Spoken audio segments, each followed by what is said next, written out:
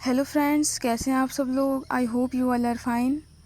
Friends, पिछली videos में हम डीएलएड 4 सेमेस्टर का साइंस सब्जेक्ट का सीरीज़ लेके चल रहे हैं। हमने बहुविकल्पीय प्रश्नों का सीरीज़ कंप्लीट किया। अब लघुत्तरीय प्रश्नों के सीरीज़ में हमने एक टॉपिक जिसका नाम था जैव विविधता वो कंप्लीट किया। अब ये दूसरा टॉपिक हमारा चल रहा है ब्लड के बारे में। हमने पिछली वीडियो में ब्लड के बारे में जाना और ब्लड पार्टिकल्स के बारे में जाना, आरबीसी, डब्ल्यूबीसी, प्लेटलेट्स, रुधिर प्लाज्मा, और ब्लड बैंक के बारे में जाना, ब्लड प्रेशर के बारे में जाना कि कैसे सोडियम साइट्रेट रसायन मिलाकर 30 दिनों तक ब्लड को ब्लड बैंक में सेफ रखा जाता है। इस वीडियो में हम जानेंगे कि हम रक्त वर्ग का निर्धारण कैसे करते हैं। कोई भी ब्लड है वो ब्लड ग्रुप ए में आएगा या बी में या ए बी में या फिर ओ में, कैसे करते हैं उसका निर्धारण चलिए देखते हैं। रुधिर वर्ग निर्धारण के लिए ए रोधी सीरम तथा बी रोधी सीरम नामक रसायन प्रयोग करते हैं। एक साफ स्लाइड पर ए रोधी सीरम तथा बी रोधी सीरम की एक एक बूंद थोड़े अंतर पर रखी जाती है। डॉक्टर व्यक्ति के हाथ की एक उंगली में विसंक्रमित सुई चुभोकर रुधिर की एक बूंद निकालकर स्लाइड पर रख देते हैं। अब इस रुधिर को दोनों प्रकार के सीरम में थोड़ा थोड़ा मिलाकर अभिश्लेषण की प्रक्रिया देखते हैं। यदि किसी भी सीरम में रुधिर नहीं फटा तो रुधिर ओ वर्ग का है तथा दोनों में फटा तो ए बी तथा क्रमशः ए बी सीरम में फटा तो रक्त ए तथा बी का होगा। रक्त वर्ग का निर्धारण करते हैं। ए और बी दो सीरम लेते हैं, उसको किसी साफ स्लाइड पे थोड़ी थोड़ी दूरी पे रखेंगे और उसके बाद हम व्यक्ति के उंगली में से एक साफ विसंक्रमित सुई चुभोकर उसमें से ब्लड के 1-2 ड्रॉप्स निकालेंगे और दोनों सीरम में हम बारी बारी से ड्रॉप्स को गिराएंगे और उसके बाद देखते हैं। अगर हम पाते हैं कि जो ब्लड है अगर वो किसी भी सीरम में जाने पे नहीं फटता है तो हम मान लेते हैं कि जो पर्सन है उसके अंदर ओ ब्लड ग्रुप है। लेकिन अगर ब्लड ग्रुप सीरम ए तथा सीरम बी दोनों में जाके फट जाता है तब हम मानते हैं कि जो पर्सन है उसके ब्लड ग्रुप जो है वो ए बी है तथा अगर उसका जो पर्सन है उसका ब्लड सीरम ए में फटता है तो हम मानेंगे कि उसका ब्लड ग्रुप ए है। सीरम बी में फटता है तो मानेंगे जो पर्सन है उसका ब्लड ग्रुप बी है। तो ये तो हो गया रक्त वर्ग का निर्धारण कैसे करते हैं। नेक्स्ट आते हैं रक्त के कार्य। रक्त के जो हमारा ब्लड है उसके कुछ कार्य हैं उसके बारे में जान लेते हैं। पहला, हार्मोन्स का संवहन। दूसरा, उत्सर्जी पदार्थों का संवहन। तीसरा, पोषक पदार्थों का संवहन। चौथा, घाव या चोट लगने पर मरम्मत करना। और पांचवा, तापक्रम नियमन। छठा, रोगों से रक्षा। सातवां, गैसों का संवहन। आठवां, अम्ल क्षार का संतुलन। नौवां, खून का थक्का बनाना। और 10वां, जल संतुलन। ये सभी हो गए रक्त के कार्य। हार्मोन्स का संवहन भी करेगा, उत्सर्जी पदार्थों का भी संवहन करेगा, पोषक पदार्थों का भी संवहन, घाव या चोट लगने पे जो चोट लगे हुए स्थान है उसका मरम्मत भी करना, तापक्रम नियमन, हमारे बॉडी के टेम्परेचर को मेंटेन रखना, रोगों से रक्षा करना, गैसों का संवहन, अम्ल क्षार का संतुलन, ब्लड का थक्का बनाना और जल संतुलन। ये सभी रक्त के कार्य हो गए। चलिए अब जान लेते हैं कुछ रुधिर जनित बीमारियाँ। रुधिर जनित बीमारियां कौन कौन सी हैं, जिसमें से हेपेटाइटिस और एड्स, ये दोनों क्या हैं, रुधिर जनित बीमारियां हैं। अब नेक्स्ट देखते हैं रक्त पीड़ित बीमारियों का संक्षिप्त वर्णन। रक्त पीड़ित बीमारियों का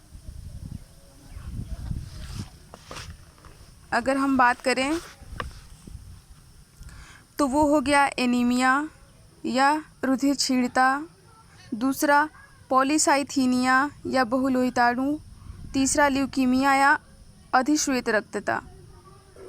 एनीमिया में जिसको हम खून की कमी बोलते हैं, और ये है पॉलीसाइथीनिया या बहुलोहिताणु। इसमें मतलब जो हमारा ब्लड ग्रुप में जो रुधिर कणिकाएँ होती हैं, उसमें जो आरबीसी होती है उसकी मात्रा अगर बढ़ जाती है तो हमारा जो ब्लड का कलर है वो रेड, हमारा जो ब्लड है वो गाढ़ा हो जाता है, और अच्छे से ब्लड सर्कुलेशन नहीं होने की वजह से बहुत सारी बीमारियां हो सकती हैं।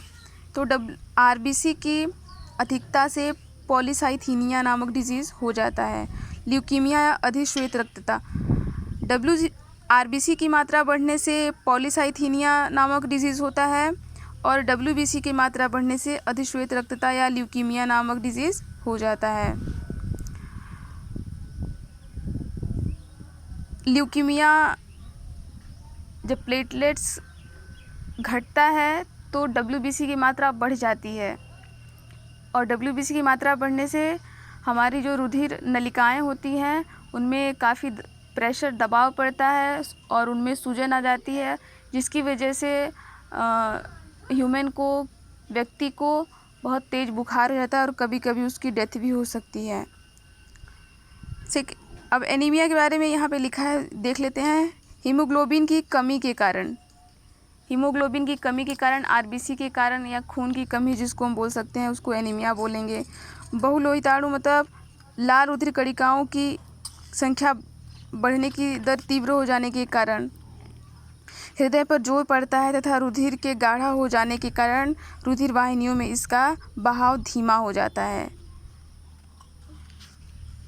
वही यहाँ पे बताया गया है कि आरबीसी की मात्रा बढ़ जाने से जो हमारा ब्लड है वो बहुत ही गाढ़ा हो जाता है, और जिसकी वजह से ये हमारे रुधिर वाहिनियों में इसका सर्कुलेशन, इसका बहाव बहुत धीमा हो जाता है, और धीमा होने की वजह से विभिन्न प्रकार की बीमारियां हो जाती हैं। हमारे जगह जगह हमारी नलिकाओं में खून का थक्का बनने लगता है और व्यक्ति को बहुत सारी दिक्कतों का सामना करना पड़ सकता है और बहुत तरीके की डिजीज़ हो सकती हैं। अधिश्वेत रक्तता के बारे में हमने देख ही लिया कि डब्ल्यूबीसी की मात्रा बढ़ने की वजह से अधिश्वेत रक्तता डिजीज़ हो जाता है। चलिए इसके बारे में जान लेते हैं।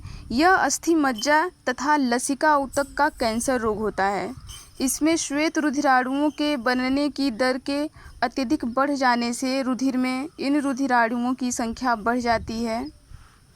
रोगी की प्लीहा, यकृत तथा लसिका गांठें फूल जाती हैं तथा उच्च ज्वर, जोड़ों में असहाय पीड़ा और व्यापक रुधिर स्राव होने लगता है। वही बताया गया है, डब्ल्यूबीसी की मात्रा बढ़ने से अधिश्वेत रक्तता नामक बीमारी हो जाती है, जिसको हम अस्थि मज्जा या लसिका ऊतक का कैंसर भी कहते हैं। इसकी वजह से जो हमारी रुधिर नलिकाएं होती हैं उनमें सूजन आ जाती है और गांठों में जो जोड़ होते हैं, जॉइंट होते हैं, वहाँ पे बहुत तीव्र, बहुत ही असहाय पीड़ा होने लगती है और तेज़ बुखार भी हो जाता है और रक्तस्राव भी होने लगता है। एड्स के बारे में यहाँ पे एक लाइन में जान लेते हैं। एक्वायर्ड इम्यून डेफिशिएंसी सिंड्रोम, इसका पता सर्वप्रथम 1981 में चला था। फ्रेंड्स, ये रहा आज का हमारा रुधिर का टॉपिक जो कि ख़त्म होता है। नेक्स्ट टॉपिक में हम जैव विकास के बारे में जानेंगे। फ्रेंड्स, लघु उत्तरीय प्रश्न का ये सीरीज़ कुछ और टॉपिक बचे हैं, उसके बाद ख़त्म हो जाएगा। फिर कमेंट सेक्शन में बताइएगा क्या इसके बाद हम मैथ्स का सीरीज़ स्टार्ट कर दें साइंस का सीरीज़ ख़त्म होने के बाद। वीडियो कैसी लगी कमेंट सेक्शन में बताइएगा।